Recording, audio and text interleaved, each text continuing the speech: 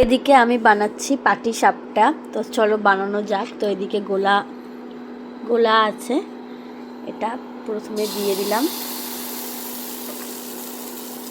তারপর গোল করে দেব।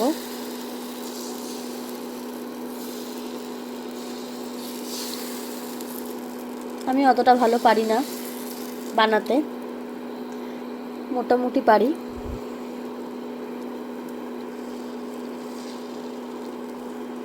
পিঠের মধ্যে তো পাটিসাপটা খেতে আমার দারুণ লাগে। তো অনেকে মিষ্টি দিয়ে বানায়, অনেকে নারকেল দিয়ে বানায়, আমি বানাবো নারকেল দিয়ে। তো এই যে নারকেলটা দিয়ে দিচ্ছি।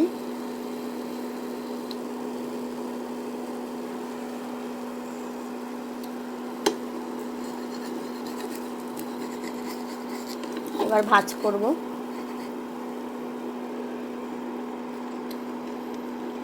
তো তোমরা কে কে পাটিসাপটা খেতে ভালোবাসো জানিও।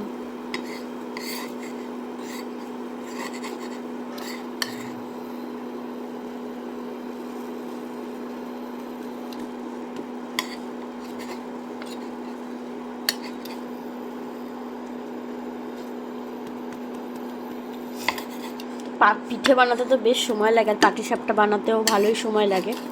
ওই জন্য এখানে বসে বসে ইন্ডাকশানে বানালাম।